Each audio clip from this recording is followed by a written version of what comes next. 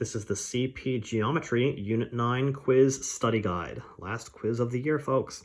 So, it says answer the following using the circle below. Make sure your notation and the units are correct.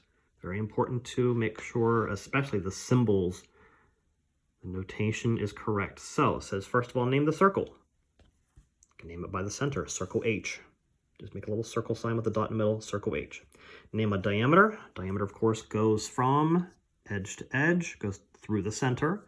So that would be segment GJ. If you called it JG, it'd be the exact same answer. So don't be concerned about the order of the letters for now. Name a radius. There are 3 of them because they all start from the center. And again, you can name them in either order: GH, HD, HJ. There are those 3 answers. If you have them in the reverse order, HG, DH, JH, same exact answers, and they are acceptable. Number 4, name a chord. Chord goes from edge to edge, but not through the circle, so that would be segment XY. A minor arc, there's a couple of them. There are actually several of them, but I just chose GD and DJ. You can also go for, like GX or YJ. Minor arcs, remember, are less than 180. So there are actually several of them. XY is another one. That's a minor arc. So several answers there. Name a major arc. There are, again, a couple answers. Major usually has 3 letters because it goes past 180. So anything that goes past 180. So the one that I chose for my answer was GD. Y goes the whole way around from here, the whole way around for here. They don't have to be connected through the circle, but just use any 3 letters. Make sure it's greater than 180, goes most of the way around a circle most of the time, and that would be your major arc. And again, make sure your arcs have that little curve on top instead of these markings for segments. Number 7, if HJ is 12, then what's GJ? So HJ is 12. If you double that, GJ is going to be 24. Likewise, if GJ is 36, well, let's look at this. That's 36. So that makes that 18, which makes that 18, which makes HD 18. They're all radii. They're all the same measurement. Numbers 9, 10, and 11, you're looking for either radius, diameter, or circumference, or 2 of the 3 mostly. Radius is 15. Double that, you get 30. Multiply by pi, 94.2. Go ahead and account for rounding with these. Number 10, diameter, 12.5. Cut it in half for the radius, 6.25. Go back and multiply that by pi, 39.3 for the circumference. Remember, circumference is just the perimeter of a circle. Number 11, the circumference is given, so to go backwards, you're going to divide by pi. Diameter is 25. Cut that in half, 12.5 for the radius. Numbers 12 through 15 says circles H, G, and J are all centers of circles that intersect at M. PQ is 100. Find the following measures. So let's just look at the picture first of all. If PQ is 100, these are each 50s. Which means this whole thing is 50. And if this whole thing is 50, half of that's 25, which makes that 25, which means each half here is 12.5. So if you label everything before you even begin answering the questions, the answers are actually just going to naturally fall into place. You're going to have most of the answers that you need. So HM, from H to M, 50. GJ, 12.5. PH, 50. HJ, 37.5. Now this one's tricky. H to J. H to G is 25 because it was half of 50. And we already found out that this was 12.5. Just add them together. From here to here, 37.5. Moving on to the next set, 16 through 20. We have a semicircle, which is 180 degrees. PTQ is 45. Arc NP is 60. find the following. So again, before you even begin, label your picture. That's going to be the most helpful thing you can do for yourself, is label the picture. That's marked already. That's automatically 90. This is given as 45. That has to be 45 to make up the other 90 for the 180 semicircle. So this is given as 45. This has to be 45 because these have to add together to 90 because this one's 90. Now let's look over at this side. If this arc is 60, the central angle is 60. Remember, central angles match the arc.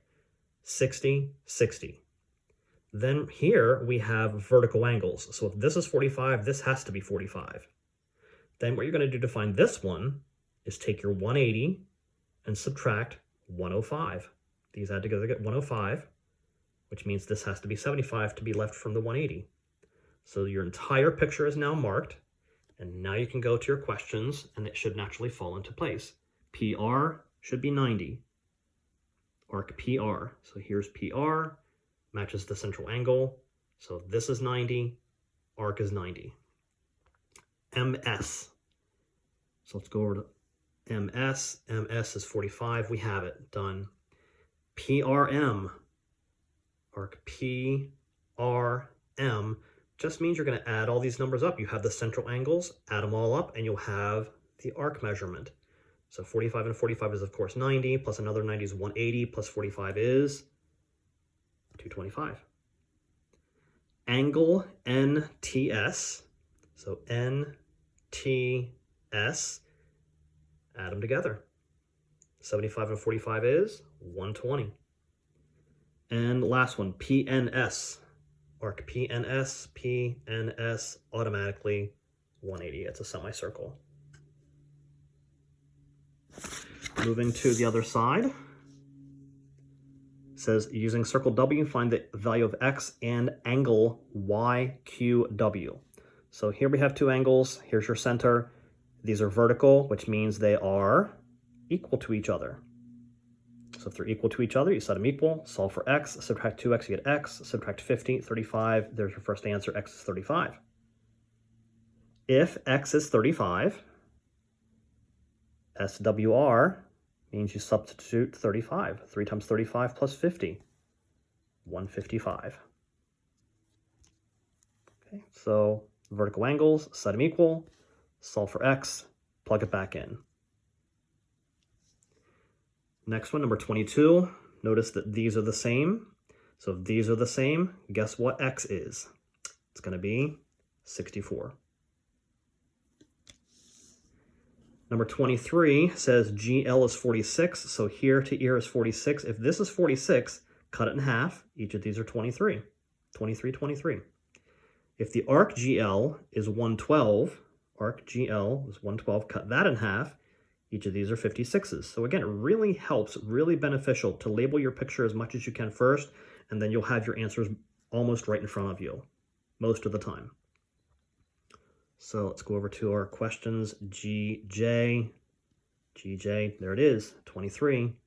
Arc KL, there it is, 56. Number 24, if these are 7s, guess what? X is 15.